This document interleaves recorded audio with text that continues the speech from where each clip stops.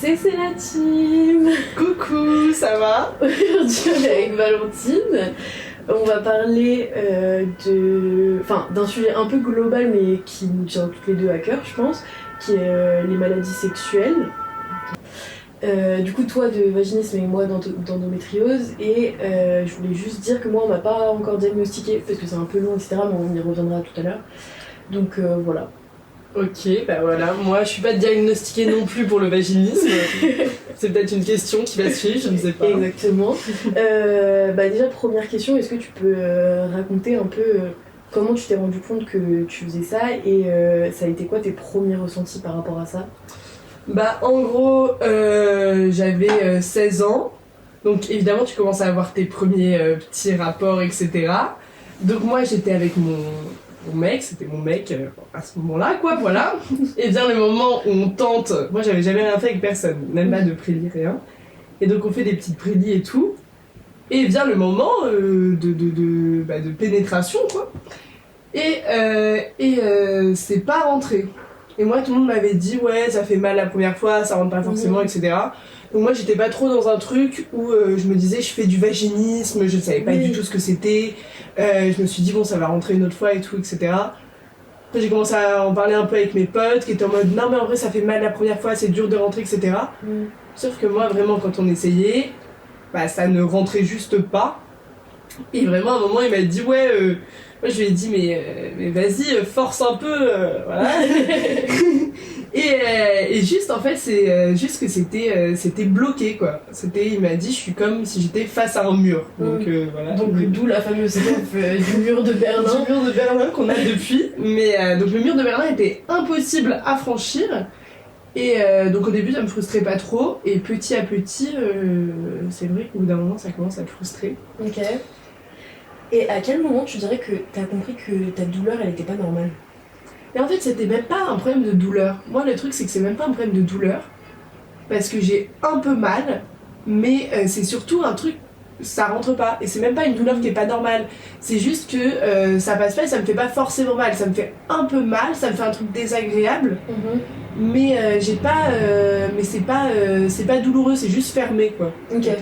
Mais genre t'as jamais eu de grosses douleurs? Non, j'ai jamais eu de grosses douleurs et en fait moi aussi c'est que dès que ça me fait un tout petit peu mal, même quand on me met un doigt ou un truc comme ça, je le dis directement, donc j'ai pas expérimenté de grosses douleurs. Ok, oui t'as jamais forcé? J'ai jamais forcé parce que en fait on pouvait pas forcer dans le sens où c'était bloqué quoi. Ok, donc c'était vraiment juste bloqué.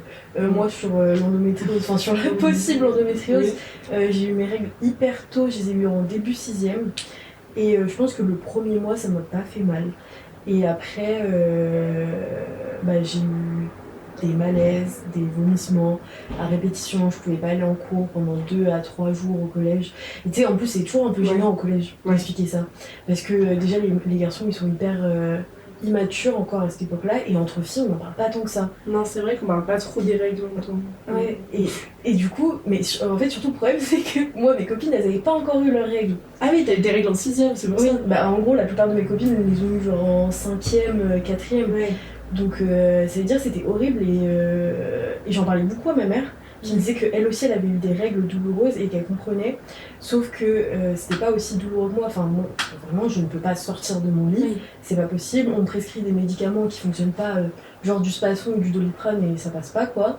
Je vais voir l'infirmière à l'école, elle me donne des gâteaux, enfin bref. Des gâteaux. Et du coup je pense que je me suis rendu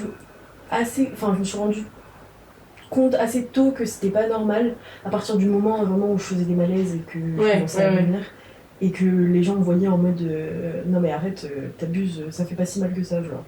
Ouais en fait le truc c'est que les gens ils sont vraiment en mode il y a une douleur de règles, ils sont en mode ouais c'est normal d'avoir mal mais ils captent pas qu'il y a juste aussi une endométriose qui est possible et même les darons, parce que moi j'ai des règles douloureuses mais enfin j'ai pas d'endométriose, enfin je sais pas, mais même les darons elles sont en mode ouais ça fait mal, c'est normal que ça fasse mal.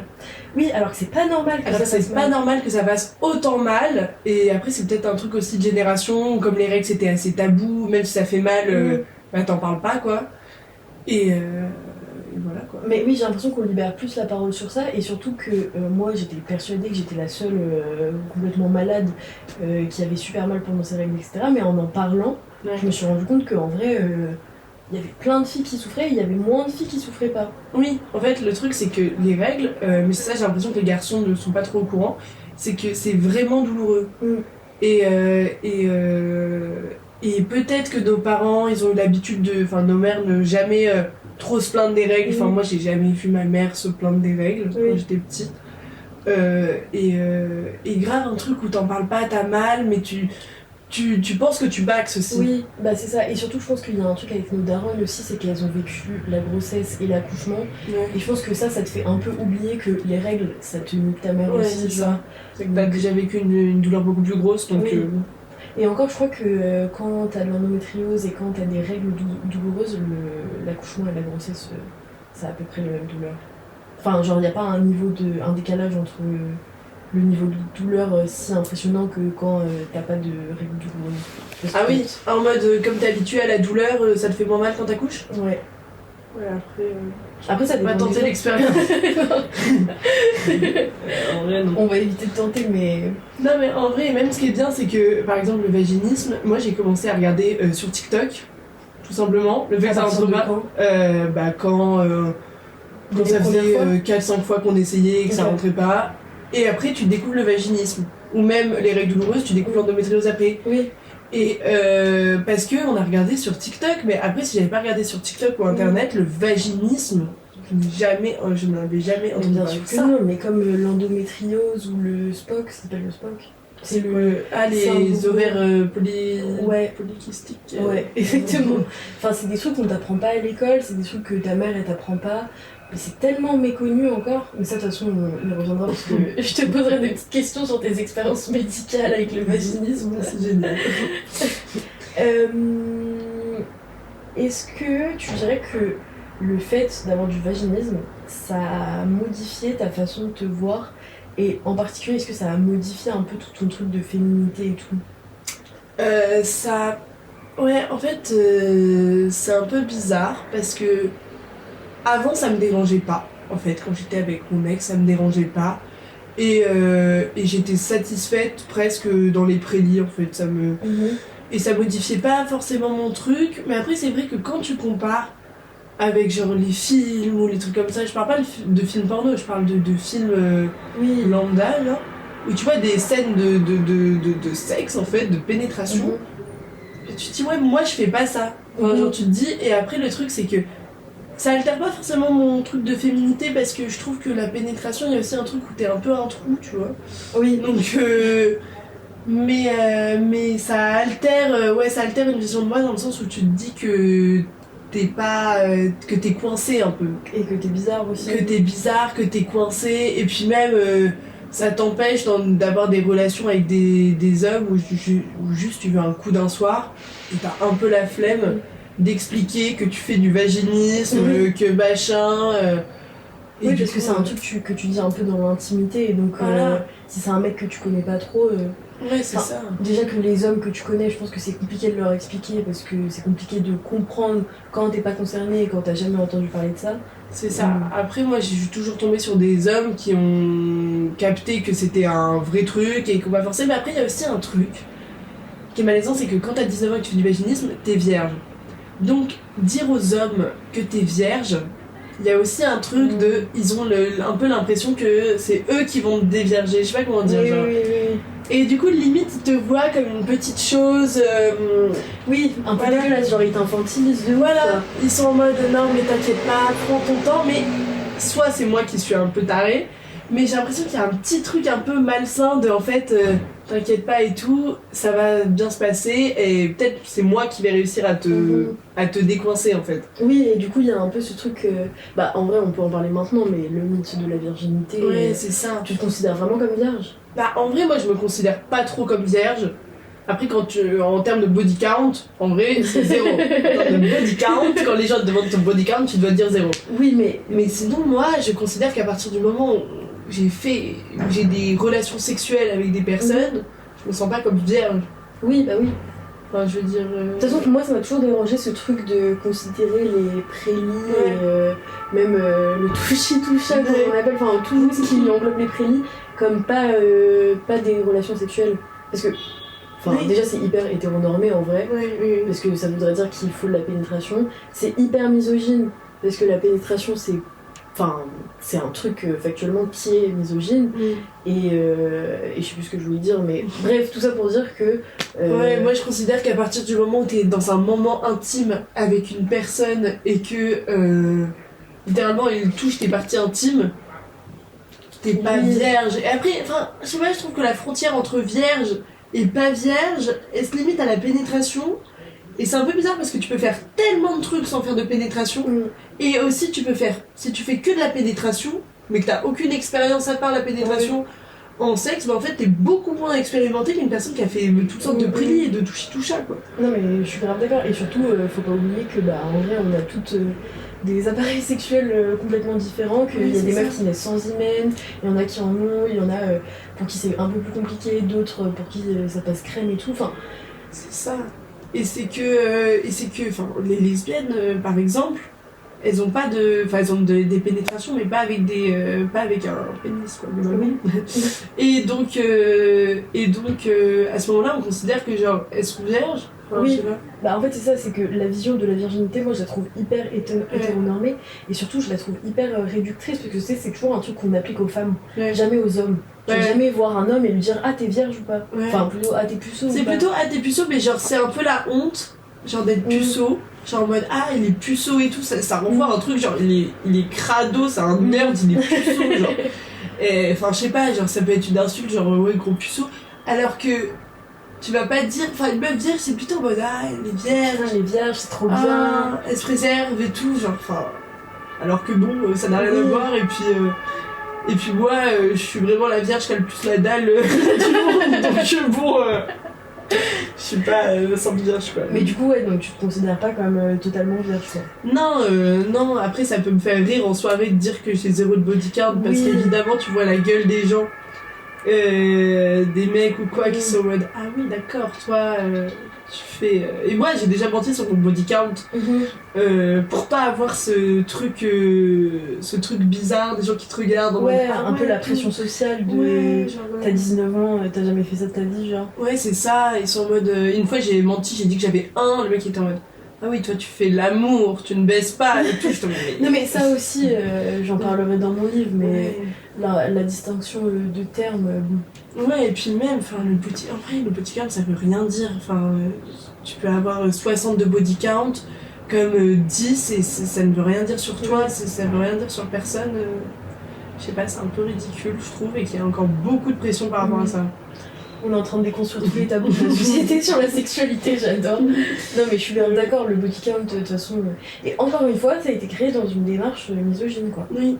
Parce que un mec qui dit que. Enfin, tu sais, les bails de micro-trottoirs à Châtelet là. Quand ils vont voir des mecs et qui disent qu'ils ont 60 de body count, ça joue personne. Mais quand c'est des meufs qui disent ah bah j'ai 5, Ouais. là ça crie au scandale. Non, mais vraiment. Et dans les commentaires, tu vois des ah elle se préserve pas, c'est une fille facile. Non mais moi, à moins que t'aies vraiment 400 de body count, là je vais peut-être me poser un peu des questions. Parce que je me dis, bon, on a 19 ans, 400, le ratio est très condensé. Mais sinon, en vrai, je m'en bats les couilles. Parce que ça change rien à quitter, quoi. Oui. En vrai. Et je vois pas pourquoi une meuf qui a 60 de body count, c'est genre une grosse timpe, alors que un mec qui a 60 de body count, c'est juste un gros baiser. Oui, bah oui. C'est un gros mal alpha. Il arrive à serrer des meufs, quoi. Donc bon, c'est un peu gênant, quoi. Un peu. Tu dirais que. Enfin. C'était quoi ta première expérience médicale avec le vaginisme genre? Ma première expérience médicale, elle date d'il y a vraiment pas longtemps. Parce que je voulais pas... En fait, moi, je voulais pas trop me dire que j'avais du vaginisme, en vrai.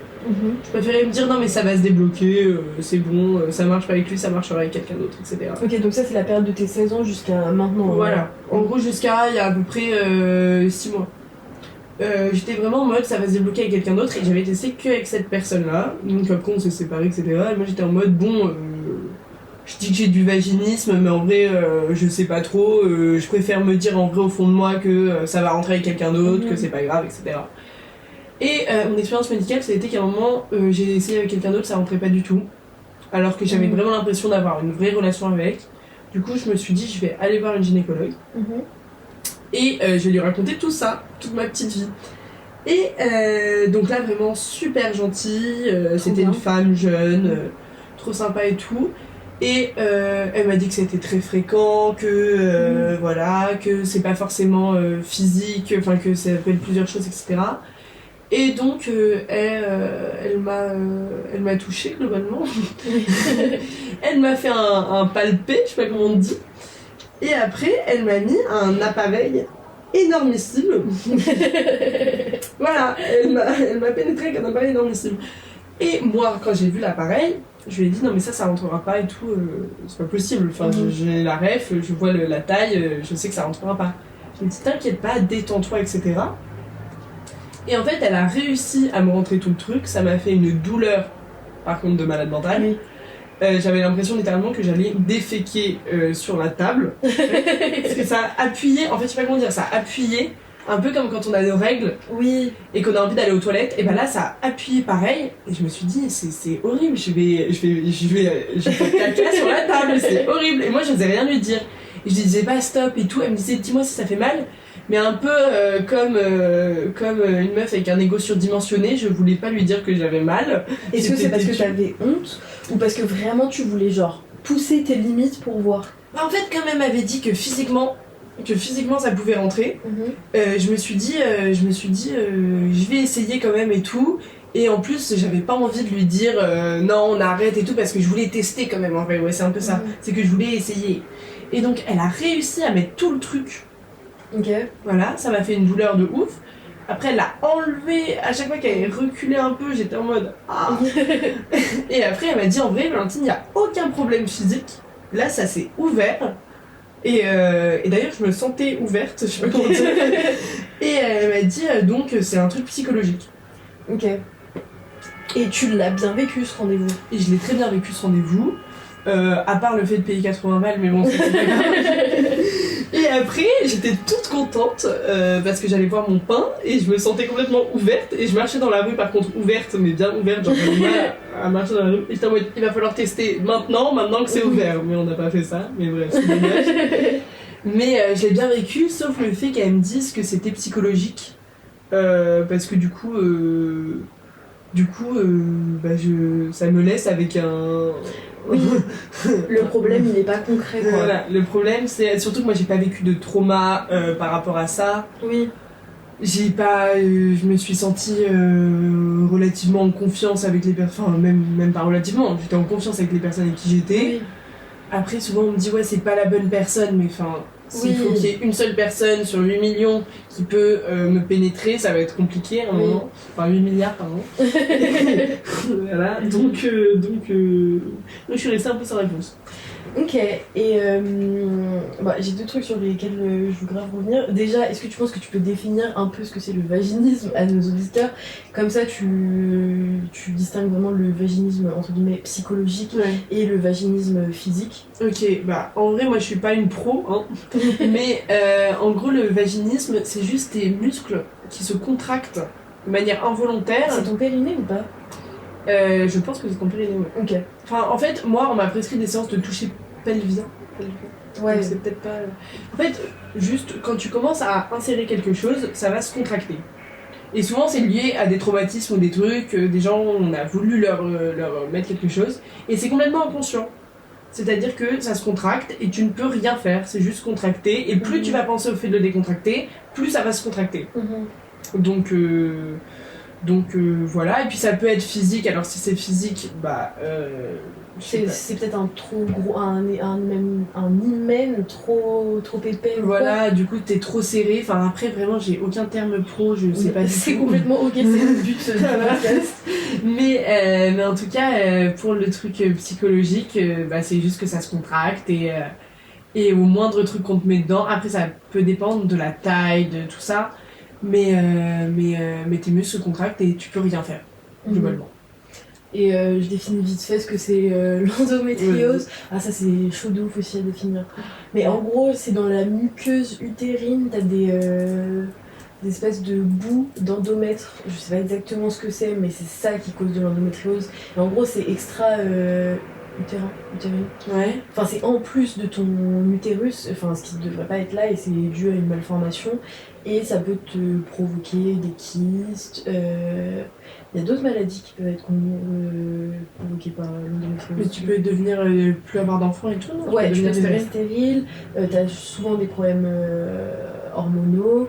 Enfin, en fait, t'as tellement de problèmes. Moi, personnellement, dans mon cas, ça m'a donné des kystes. On s'en est rendu compte quand j'étais en 5e. Ouais. Parce que, en vrai, mon médecin. Enfin, à l'époque, ma pédiatre, elle m'avait grave prise au sérieux sur ça. Donc, ça, c'était trop bien. Ouais. Et du coup, elle m'avait prescrit une échographie. Je me sentais comme une femme enceinte. Le mec, il t'appuie sur le ventre, il t'a envie de faire pipi et tout. C'est horrible. Je criais dessus en mode non, mais arrêtez là, je vais vous faire T'es en culotte là, t'es posée comme ça. Vraiment, c'est vraiment pas sexy. Et du coup, on avait remarqué que j'avais du coup des kystes à un seul ovaire. C'est pas des kystes qui partent et qui reviennent, c'est vraiment des kystes permanents. Et surtout, j'ai un problème de côlon inflammable. Voilà, Donc, alors ça, c'est très sexy. Mais du coup, c'est encore un des effets de l'endométriose parce que vu que t'as un utérus un peu plus gros que la normale, bah forcément ça appuie sur tous les organes, notamment les organes de la défection. donc voilà, mais après il y a d'autres problèmes. Je sais que j'ai pas mal de problèmes au niveau des hormones. Enfin, j'ai plein de sauts d'humeur, j'ai plein de changements d'humeur. J'ai un SPM de ouf. Un SPM, c'est un syndrome prémenstruel. Ouais. Ah oui, la luteal phase. Exactement. Non mais ça, faut en parler des hormones aussi. Oui. Ça, c'est un truc qui est vraiment... Enfin, encore plus avec l'endométriose, j'imagine. Mais c'est un truc qui est vraiment pas pris au sérieux du tout. Non. Mais les 4 phases du cycle menstruel existent vraiment. Hein. Enfin, c'est pas un scoop. Mais vraiment, moi, pendant ma phase lutéale... Oui. Enfin, ne venez pas me parler. C'était la semaine dernière. On a vu comment je suis arrivée à la fac. Et c'est horrible, tu te sens comme une merde. Moi, vraiment, je me sens comme une merde. Oui, mais t'as une espèce de grosse déprime sur le moment, quoi. T'as une grosse déprime et tu te dis que tu vas rien faire de ta vie, que t'as envie de mourir, affreuse, que t'as envie de mourir et tout. La semaine d'après, t'es juste morte de fatigue parce que t'as tes règles. Et d'un coup, tu renais. Ouais, et t'as envie de faire plein de trucs. Et c'est horrible de... Enfin, en vrai, je suis désolée, la vie de femme, c'est pas facile. Enfin, dans ton mois, t'as 2 semaines où t'as envie de conquérir le monde et 2 semaines où t'as envie de te trucider au fond de ton lit. Donc, les gens, ils comprennent pas. Et surtout que d'ailleurs, tout le système, enfin, l'école, le travail, etc., c'est pas du tout adapté à nous. C'est adapté aux hommes qui ont un cycle, pas menstruel du tout, mais un cycle hormonal sur 24 heures et qui, du coup, ont toutes ces phases lutéales.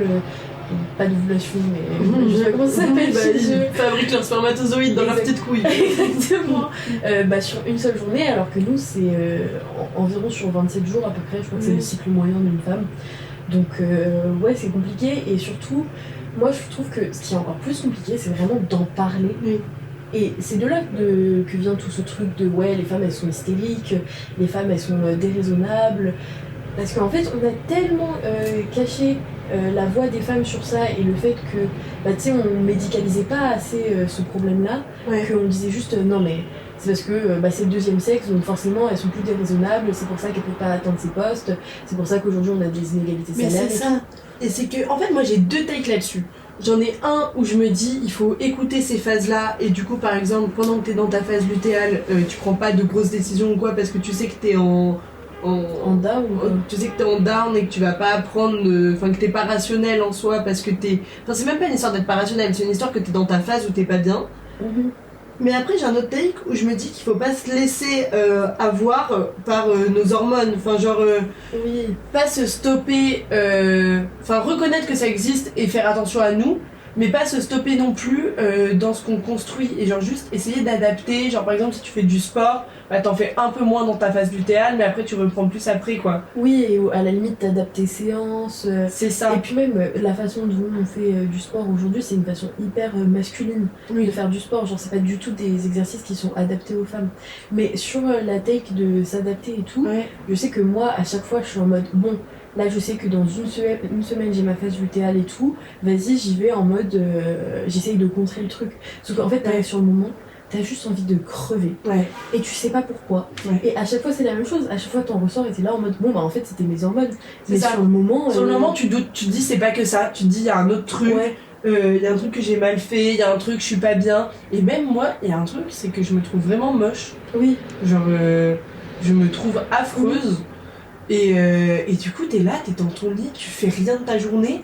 Et tu te trouves affreuse, enfin, c'est Oui, horrible. t'as aucune énergie pour rien faire et t'as envie de parler à tout le monde et t'as l'impression qu'il y a la face entière de la planète qui te déteste. Ouais, vraiment. Et puis t'as l'impression que en fait on te manipule depuis le début. Enfin, c'est juste horrible. Et après d'un coup, t'es en mode, bah non, en fait, maintenant j'ai mes règles. Je vais juste être un zombie, mais je vais me sentir moins moche. Ouais. Je sais pas. En fait, j'ai pas. Non mais moi sérieusement quand j'ai mes règles, enfin à part les 2-3 premiers jours où j'ai extrêmement mal, c'est tellement un moment de délivrance. Ouais, moi aussi. Je suis plus du tout en mode je me morfonds etc. À part vraiment les 3 premiers jours où c'est horrible.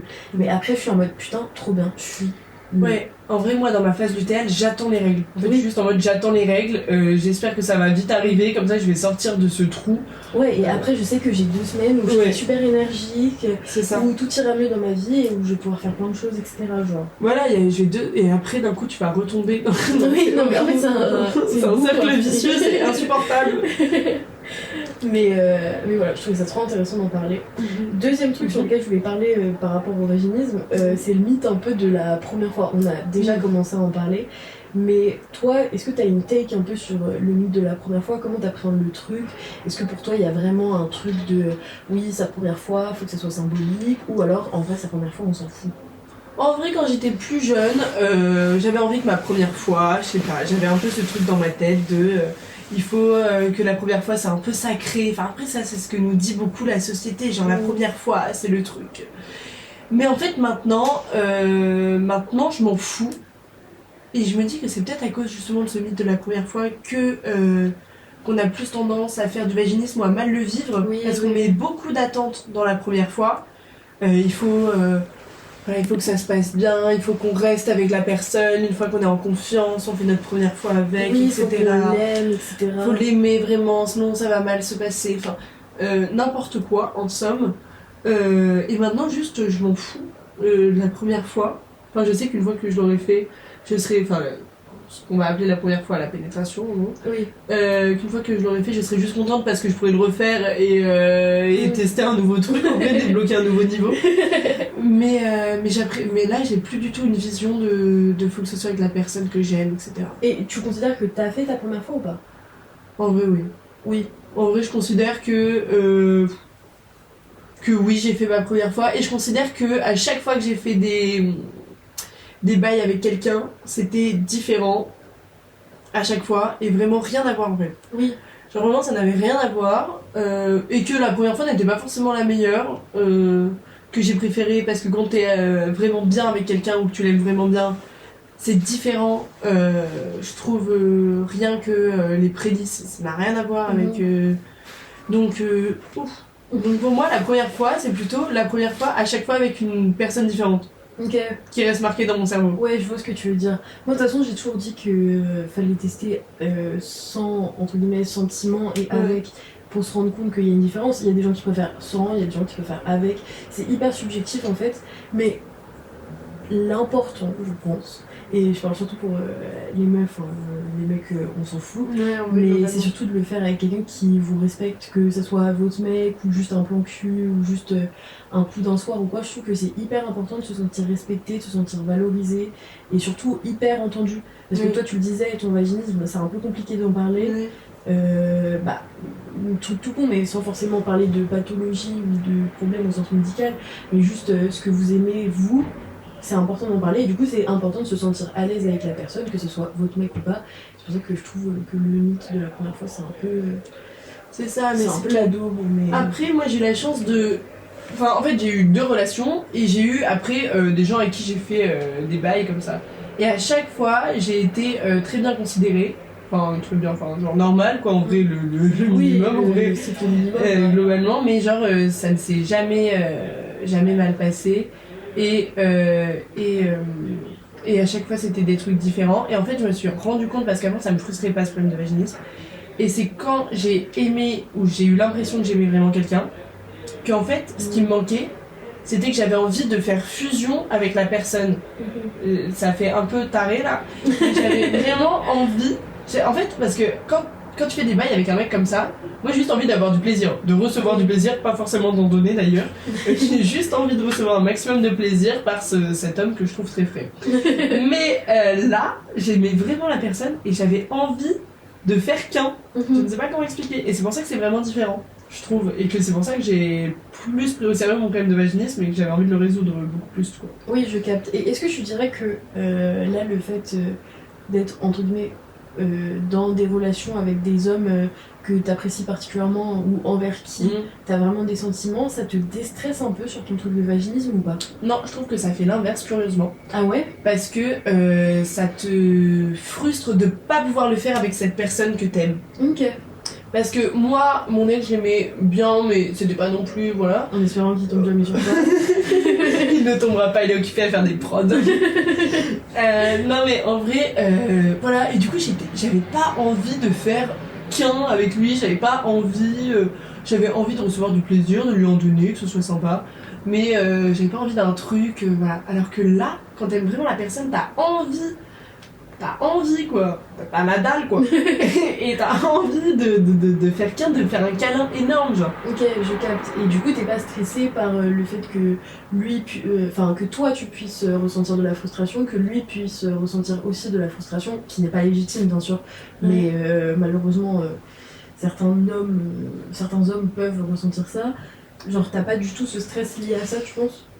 J'ai le stress de moi, de ma frustration. Ok. Après, moi, en vrai, s'il est frustré, en vrai, oui, c'est pas assez mon souci. pour savoir qu'on s'en fout, quoi. En vrai, c'est pas mon souci, mais parfois, j'y pense quand même. Je me dis, ça doit être chiant quand même. Je me dis, ça doit être chiant de pas pouvoir ken. Alors, enfin, de ken au sens propre, de pénétrer, quoi.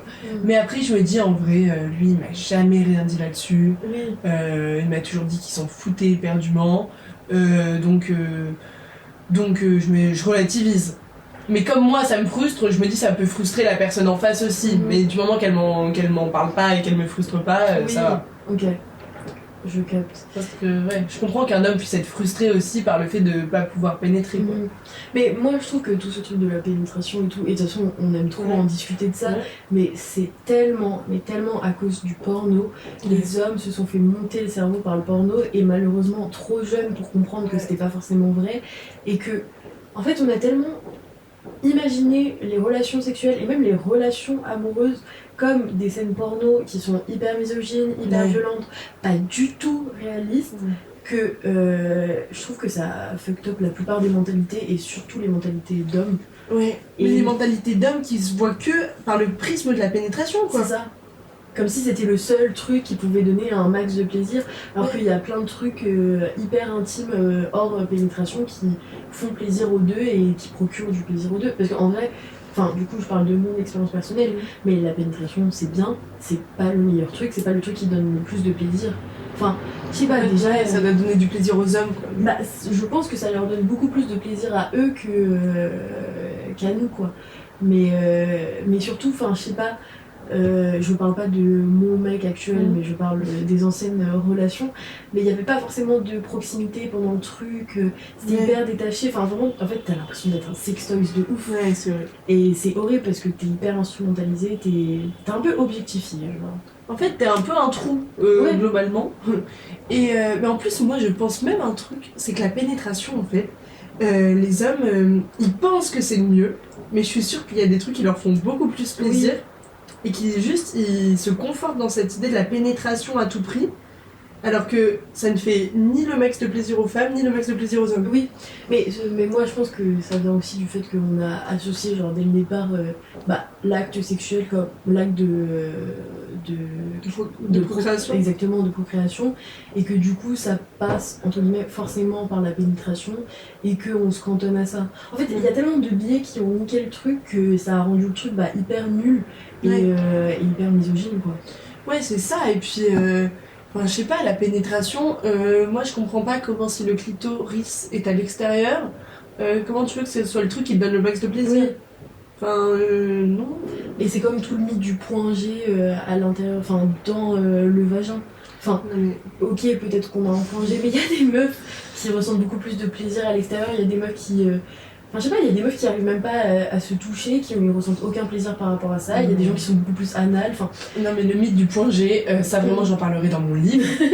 Comment les hommes, ils vont te faire croire vraiment que genre t'as un énorme point G à l'intérieur, alors que toi t'es au courant en fait, toi tu te touches depuis longtemps, t'es au courant que tu préfères le clito, tu vois. Ils vont dire non mais en fait c'est mieux, faut qu'on teste parce que c'est mieux. Non, oui, je sais que ce sera pas mieux, ils vont t'apprendre ton corps, non, non, eux leur point G dans les fesses, frère, il faudrait pas qu'on les remette un doigt dedans, donc je comprends pas.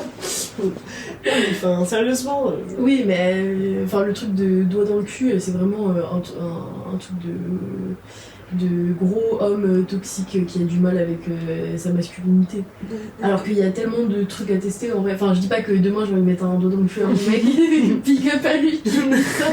Non, mais en vrai, au bout d'un moment, why not, genre. Non mais en vrai il y a tellement de trucs à tester, on est tellement focus sur ce petit acte de pénétration où c'est juste genre l'homme qui se sent supérieur parce qu'il met quelque chose à l'intérieur de toi et il continue dans son délire de... Et en plus c'est même pas conscient hein, mais je pense que le fait de pénétrer quelqu'un c'est vraiment un truc genre masculin et en mode c'est toi qui as le sabre tu vois. Oui bah oui mais c'est inconscient. Que depuis quelques années il y a plein de meufs qui dénoncent certaines positions, genre la levrette. Ouais.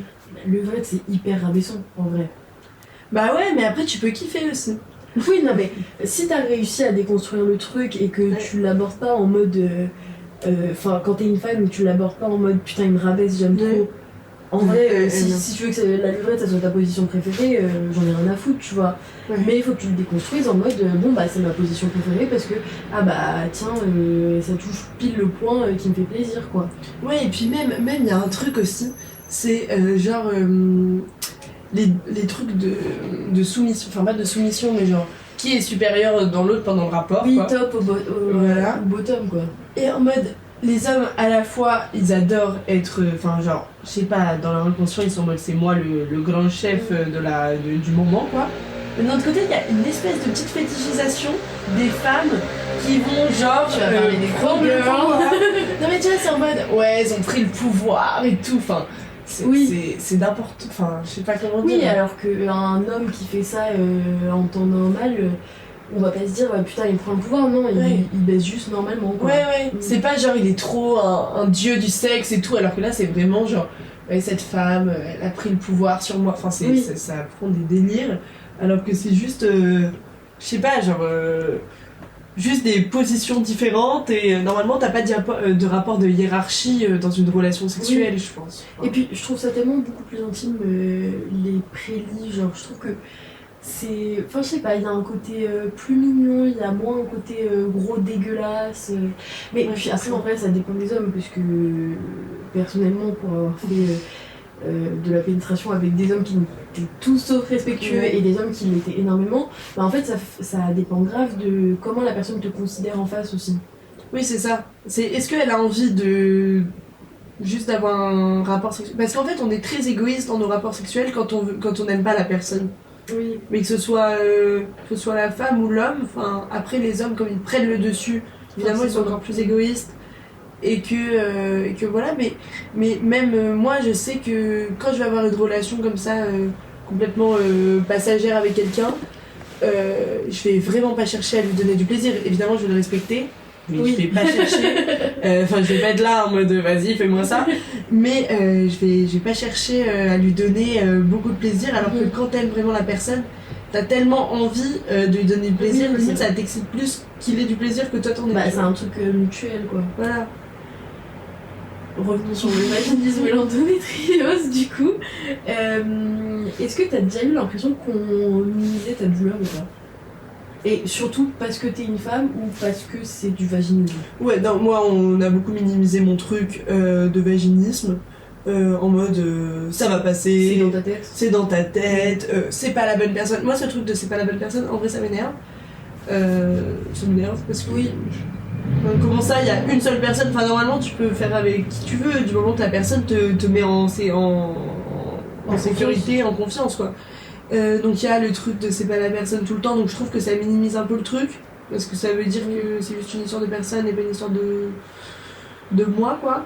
Il y a même même ma mère, hein, la première qui m'a dit non mais ça va solutionner, c'est dans ta tête, t'inquiète pas. Mais ce truc de c'est dans ta tête, je trouve ça hyper marrant. Ouais. Je trouve ça super marrant parce que littéralement c'est des trucs physiques qui t'arrivent. Ouais.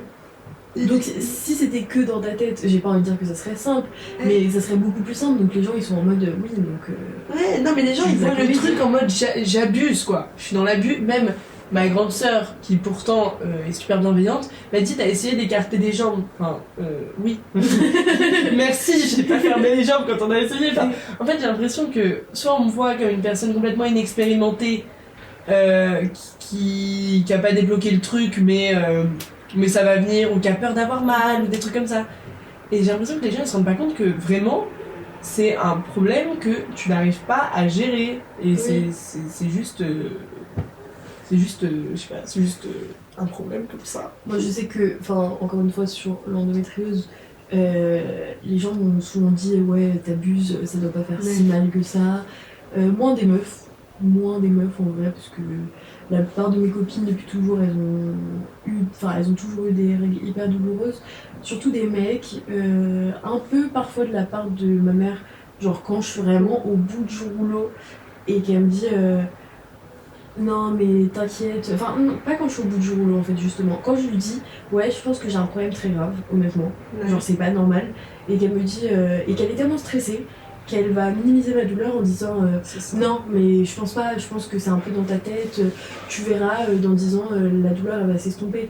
Sauf que oui, enfin, dans 10 ans déjà pardon mais oui j'ai envie de vivre 10 ans de ma vie encore avec des règles comme ça. Et en plus elle s'estompera peut-être pas. Oui en fait c'est ça, c'est que ça dépend de tout le monde, et surtout que moi là actuellement dans ma génération, dans ma famille, on est 3 à avoir des kystes aux ovaires et 3 à avoir des règles où on fait des malaises, on a des vomissements etc. Donc c'est pas dans ta tête quoi. Donc c'est pas dans ma tête, et je pense que c'est un peu plus génétique et qu'il y a un réel souci.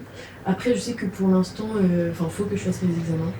En fait, le problème avec l'endométriose, c'est que ça met 7 à 10 ans à se faire diagnostiquer. Ah oui, non mais ça on en parlera aussi de la recherche qui est faite pour les femmes et la recherche pour les hommes. Oui, on y revient juste après. Mais du coup, j'ai jamais pris le truc vraiment à cœur. En fait, je me suis toujours dit, ils vont galérer à trouver. Et la seule fois où je suis partie voir une gynéco pour ça, elle était plus particulièrement méchante. D'ailleurs, ma belle-sœur l'a vue au tout début de sa grossesse, elle était horrible avec elle, donc c'est juste une mauvaise gynéco je pense, mais elle m'a juste regardée, elle m'a dit bah prenez la pilule. Bah oui, bien sûr. Sauf que, enfin, pour plein de raisons, je n'ai pas envie de prendre la pilule en vrai, parce que déjà ça va me rajouter des problèmes. Non, et puis ce serait juste une grosse dose d'hormones dont je pense que t'as pas besoin. Oui. Et je comprends pas comment la solution ça peut être la... Enfin en vrai, je comprends pas comment la pilule est la solution à tout. Oui, en fait c'est ça. Surtout que ça va pas traiter le problème de fond. Ouais. Genre juste, en vrai, j'aurais plus mes règles quoi. Oui, voilà. Mais le jour où elles reviendront, ça me fera toujours autant mal. Oui, et puis enfin c'est pas une solution, et puis c'est pas une solution adaptée à ce problème. Non. Mais je trouve qu'aussi la pilule, ça c'est un truc où genre dès que t'as un problème, on va te dire non mais prends la pilule. Oui. Genre ça va solutionner tous tes problèmes. Prends la pilule. Attends, t'as mal, prends la pilule. Moi le vaginisme on m'a jamais parlé de prendre la pilule parce que je pense que là vraiment ça serait tiré par les cheveux. Mais même, t'as des boutons. Mais non mais prends la pilule. Mais oui c'est ça. C'est dès qu'il va se passer un truc, ah mais non mais bah tu perds tes cheveux. Ouais. Prends la pilule. Mais prends la pilule. Attends, t'as mal au ventre. Prends la pilule. Non mais y a un problème avec la pilule, et la pilule a tellement d'effets secondaires que je vois autour de tout le monde en plus, enfin c'est vraiment pas le sujet, mais vraiment je vois tout le monde qui a genre soit pris littéralement 10 kilos, ou soit qui a plus ses règles et qui reviennent pas après, soit genre une acné énorme, des ou alors dérèglements hormonaux de fou. Des dérèglements énormes, des trucs de fou. J'ai vu des meufs sur TikTok qui faisaient des AVC, qui faisaient des infarctus et voilà, tout. Donc, des pertes de libido aussi, ou des sécheresses vaginales, enfin plein de trucs. Il y a des meufs qui font des dépressions à cause de la pilule, enfin... En fait, moi, ça m'énerve qu'on le mette vraiment en remède miracle, et que la seule chose qu'elle me dit, c'est bah, prends la pilule. Ouais. Alors que j'avais 14 ans. Non, mais en plus, à 14 ans, tu fais pas prendre la pilule. Et en plus, la pilule. Enfin. En fait, la pilule, c'est tellement. Un truc, en plus, on croit que c'est anodin. Genre, ouais, les meufs prennent la pilule. Genre, c'est normal. En fait, on l'a tellement fait passer comme un Doliprane. Ouais. Les meufs, tous les jours, elles ont un réveil et elles prennent leur pilule. Enfin, pardon, mais tous les jours, en gros, je suis juste en train de m'intoxiquer de plein d'hormones. Enfin, et puis en plus, t'as pas le choix. Oui. Au bout d'un moment, t'as pas le choix. Non mais c'est ça. Et surtout que en vrai on parle tout le temps de la pilule, on parle pas des autres alternatives. Genre bah là on a une copine qui va se faire poser un stérilet. Moi j'avais une copine à l'ancienne qui avait un patch et ça se passait beaucoup mieux pour elle. Elle avait pas de... Enfin en tout cas ma copine qui avait le patch, elle avait pas de problème de double pilule, elle avait pas de gros dérèglement hormonal. Ouais, et puis la grosse pilule pour hommes qui était censée arriver, je sais plus, on était genre en 2023, il y avait plein de trucs en mode la pilule pour hommes va arriver, non. Enfin, quelqu'un connaît un homme qui prend la pilule? Mais encore une fois, c'est... Enfin, on le sait tous, mais si tous nos problèmes, genre par exemple le vaginisme ou l'endométriose, c'était des problèmes d'hommes, ça aurait été depuis bien longtemps diagnostiqué, depuis bien longtemps traité avec des vrais remèdes et on leur aurait pas juste donné une pilule qui te fait en fait 1000 fois pire derrière. Ouais, et surtout que si les hommes prenaient la pilule, elle n'aurait pas d'effet secondaire comme ça, parce qu'ils auraient élaboré une pilule qui ne fait pas ça, c'est juste qu'ils s'en foutent, et qu'en plus ça renforce ce cliché ou cette idée reçue de la femme hystérique qui a des problèmes d'hormones, genre tous les problèmes des femmes c'est des problèmes d'hormones. Et puis surtout ça féminise grave parce qu'en soi la pilule de base c'est une contraception et du coup c'est pour éviter de tomber enceinte avant de traiter des problèmes médicaux même pas besoin de traiter. Des problèmes médicaux qui n'ont rien à voir. Exactement. Mais le fait de féminiser la procréation comme si les femmes faisaient des enfants toutes seules. Ouais, littéralement. Après ça c'est le grand problème de l'histoire, genre c'est comme à l'ancienne, genre au Moyen-Âge, quand ils avaient pas des garçons, ils disaient que c'était la faute de la femme. Alors que ça a été prouvé que c'était la faute de l'homme. Et de toute façon tout est de la faute de la femme, je crois. Je crois que quand un homme tombe par terre c'est de la faute des femmes. Non mais oui, et attends, on parlait de quoi là? On était sur la pilule là. On était sur la pilule et sur le traitement médical. Et puis les slips chauffants. Pourquoi aucun homme ne met de slips chauffants? En vrai, parce que... On peut en parler. Pourquoi personne ne fait ça? Je n'ai pas rencontré une seule personne qui a fait ça. Et les capotes qui changent tout dans le rapport sexuel, selon les hommes. Le truc il est tout fin, tu vois. Ça va changer l'entièreté du rapport sexuel. Non, mais alors que toi, tu peux pas leur imposer ça. Bah attends, tu peux pas leur imposer de mettre leur appareil, leur grand dieu dans un bout de plastique. C'est tellement réducteur. Alors que toi t'es juste un trou, tu vois, qui doit te bouffer d'hormones. Mais c'est pas réducteur, c'est parce que ta mère elle est soumise en vrai. Non mais enfin pardon, on n'en peut plus. Putain, je sais plus ce que je voulais dire. En fait, tu es énervé maintenant, ce podcast t'a énervé. Tu es en train d'aller tuer tous les hommes. Faudrait couper ça au montage, j'ai obligé de tuer tous les hommes. Tu coupes ça. Putain, mais je sais plus ce que je voulais dire. Bah, je sais pas, que... Ah oui, si, putain, je voulais ajouter une autre dimension à tout ça, mais je veux rajouter que la plupart des tests de pilules, etc., ont été faits sur des femmes noires. Ah bon? Oui, et même, tu sais, tous les tests sur la grossesse, etc., tout ça, ça a été fait sur des femmes noires, parce qu'on était persuadés qu'elles percevaient moins la douleur que les femmes blanches. Qu'est-ce que c'est que ce délire? C'est le syndrome de la Méditerranée, hein, tu sais, on en avait parlé la dernière fois. Mais en gros, ça, c'est de base, c'est surtout pour la grossesse et pour les problèmes sexuels. On était persuadés que les femmes noires ressentaient pas la douleur de la grossesse et qu'elles étaient beaucoup plus endurantes.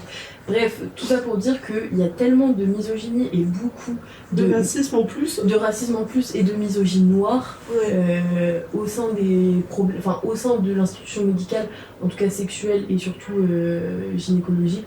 Donc c'est important de le rappeler, quoi. On rappelle tout ça, vraiment, on le rappelle. Et on insiste dessus surtout. On insiste dessus et on insiste au fait d'aller vous acheter des slips chauffants par la grande pitié de Dieu. Et voilà. Et ne succombez pas à la pilule pour le moindre problème, s'il vous plaît. Oui, pitié. J'ai encore quelques petites questions et après on pourra conclure tranquillou bilou. Voilà. Est-ce que à cause du vaginisme, tu penses que t'as testé des trucs que t'aurais jamais testé? Non. Non? Non, parce que j'ai rien testé de très fou. Oui, mais tu vois, genre on aggrave l'injonction à la pénétration, etc. Est-ce que tu penses que t'aurais commencé par les prélis si t'avais pas eu du vaginisme ou pas?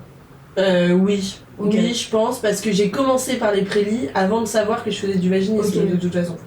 Genre dans mon premier rapport, il n'y a pas eu de tentative de pénétration, c'était au bout du 2e ou 3e. Ok. Donc je pense que ça pas cédé à la pression sociétale. Voilà, c'est ça. Mais après, ça dépend vraiment des gens, parce que moi, je suis assez détachée.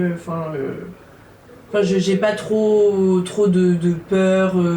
Des hommes. En vrai, dès que j'ai un moindre problème, en vrai, je vais juste leur dire. Oui. Je suis pas trop. Mais je pense que pour une autre personne, oui, ça aurait pu changer drastiquement. Autre question.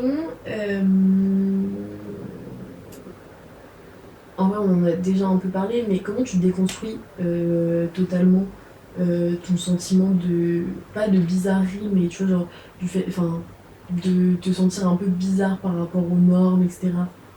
Moi, je le banalise beaucoup. C'est-à-dire que c'est un des premiers trucs que je dis à quelqu'un. Je me présente, bonjour, je fais du vaginisme. Non, c'est-à-dire que moi, je le banalise. J'en parle beaucoup. Je fais des blagues dessus énormément.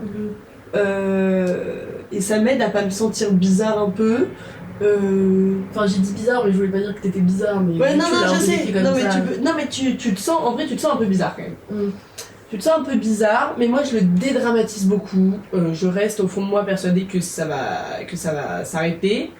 Que c'est. Après, il y a un petit truc où tu te dis que c'est de ta faute. Ouais. Inconsciemment, tu te dis un peu genre. C'est moi qui dois mal essayer un truc, mais après tu sais que c'est pas toi. Mais il y a une petite voix quand même qui te dit. Ouais, t'as Il y a peu un de truc que tu culpabilité, fais quoi. mal, tu vois. Mm. Et qu'est-ce que je fais d'autre? Et aussi, je teste. Je continue d'essayer en fait. Mais dans des trucs très drôles, c'est-à-dire que je teste, je suis en mode on va tester cette position, on rigole beaucoup, vraiment je dédramatise le truc, on rigole, enfin Ça, c'est grave bien. voilà, c'est super bien. Et pour l'instant ça rentre pas, mais vraiment croyez en vos rêves, ça va finir par se passer.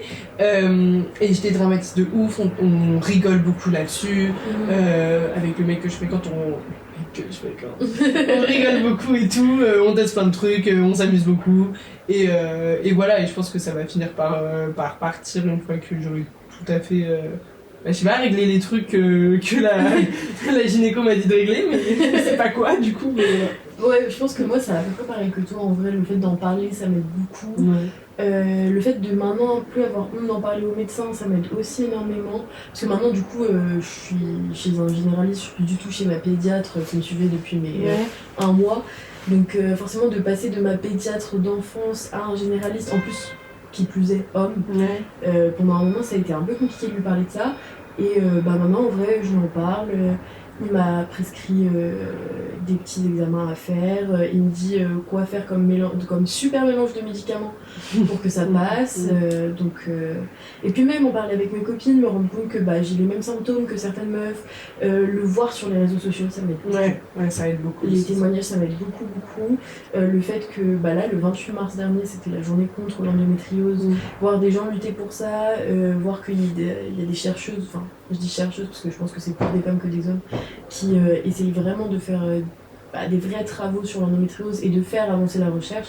Je sais que ça m'aide et je suis un peu dans une perspective optimiste, quoi. Ouais, et en plus je pense que voir que c'est pas, enfin voir sur les réseaux sociaux des femmes de notre âge ou des femmes enfin je sais pas, tu vois pas que genre la sorcière au fond de son trou qui a genre ce problème super secret, mystique, tu vois. Genre tu vois pas la meuf complètement tarée avec genre ce problème, c'est genre des meufs de notre âge, des meufs de tout âge qui sont complètement saines d'esprit et tout. Oui, et en plus elles en parlent, du coup toi t'es en mode putain en fait je suis super légitime d'en parler aussi. Et tu te dis pas que t'as un problème de folle enfin voilà, tu te dis juste que ouais, il y a d'autres meufs de ton âge qui ont ça. Oui. C'est lambda comme problème en fait. Donc on est toutes les deux d'accord sur le fait que partager sa propre expérience, ça change tout. Ça change la vision que t'as sur ta propre maladie, quoi. Bah oui, non mais évidemment, et voir, non mais c'est surtout voir des gens de ton âge, etc. Dire ça, parler de ça, voir que t'as exactement les mêmes trucs qui se passent et tout. Et voir qu'il y en a qui après ont solutionné leurs problèmes. C'est encore plus optimiste. Je pense que l'important c'est de rester optimiste et de surtout pas se refermer sur ça. Ouais, et je pense que moi je pense que c'est hyper important de libérer la parole parce que c'est comme ça qu'on avance et c'est comme ça qu'on continue à défendre un peu nos luttes et surtout à faire avancer la société parce que on a quand même gagné pas mal de droits, mais c'est pas fini et il faut pas. En vrai, oui, et moi, dès que j'ai appris à quelqu'un l'existence du vaginisme, je suis un peu contente, j'ai l'impression que j'ai fait mon petit boulot de féministe. Et je suis contente d'expliquer à des hommes qui souvent voient le terme comme ils savent pas du tout ce que c'est, quoi, de leur expliquer un peu ce que c'est. Je trouve que c'est une grave bonne idée, souvent ils ont une réception assez cool en vrai. Donc voilà. Et est-ce que tu dirais que mettre un nom un peu sur ce qui t'arrive, ça t'a soulagé ou pas? Non, parce que je trouve que mettre un terme, genre vaginisme, tu vois, ça fait un peu genre. Ouais, ça fait problème très Ça fait profond. problème profond, t'as le mot vagin, vaginisme, enfin je sais pas. Oui, en plus le suffixe isme. Ouais, tu vois, ça fait genre. En fait, ça fait un peu genre maladie secrète et tout. C'est un peu. Moi, je trouve que le mot est très mal choisi.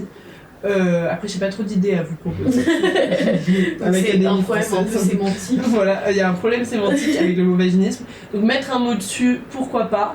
Mais mettre ce mot-là, non. Ok. Donc ça t'a pas plus aidé que ça, quoi. Non, bah après, maintenant tu peux faire des recherches dessus avec le mot, c'est beaucoup plus pratique. Bah là, en mode muscle, enfin au début tu sais même pas que c'était muscle, ça ne rentre pas, enfin non, tu vois. Mais le mot, je trouve qu'il fait très problème reculé et Ouais, j'aime pas trop ça. Dire. Ouais, moi je dirais que en vrai, avoir compris que j'ai peut-être de l'endométriose, ça m'a aidé. Ouais. Enfin. Ah shit. C'est pas grave, vas-y. Enfin, en tout cas, ça m'a aidé à comprendre un peu ce que j'avais et comme ce que tu as dit, au moins après ça te permet de faire des recherches dessus, de trouver des témoignages d'autres meufs et tout. Donc moi je dirais que ça m'a un peu soulagée parce que j'avais moins l'impression d'être folle aussi. Ouais. Moins l'impression que c'était juste mon corps qui était comme ça et pas que j'avais un problème genre. Ouais, mais tu vois, je trouve que même le mot endométriose. Ah, il est pas très beau par contre. Ouais, et même syndrome d'ovaire truc là, polycystique ou polycystique, je ne sais plus, je ne sais jamais. C'est des mots compliqués qui renvoient genre à un truc très compliqué et que du coup ça c'est moins banalisé, j'ai Et l'impression. surtout, à la limite, on t'explique ce que c'est des ovaires, mais on t'explique pas exactement ce que c'est l'endométriose et ce que c'est l'endomètre. Donc ouais, mais le fait de poser le mot dessus, ça permet quand même de faire des recherches. Oui, c'est vrai, je suis d'accord. Mais c'est toujours de par toi-même, genre à l'école, on va pas te parler de l'endométriose. Ah non, ce qui est super pas normal d'ailleurs. Oui, et même quand on a les cours d'éducation sexuelle, soi-disant, où on te montre ce que c'est une capote, on te parle pas du vaginisme. Donc, personne t'en a parlé, mais c'est pas grave. La police. Ils viennent nous chercher. Ok, j'ai une dernière question. Ok, bon bah du coup on va conclure et pour la dernière question, je voulais te demander qu'est-ce que tu dirais maintenant à une fille et plus à une ado en vrai, un peu comme toi quand t'avais 16 ans, qui souffre, enfin qui ressent actuellement les mêmes douleurs que toi et la même maladie entre guillemets que toi. Bah en vrai, je lui dirais que déjà si ça lui fait mal, faut pas forcer.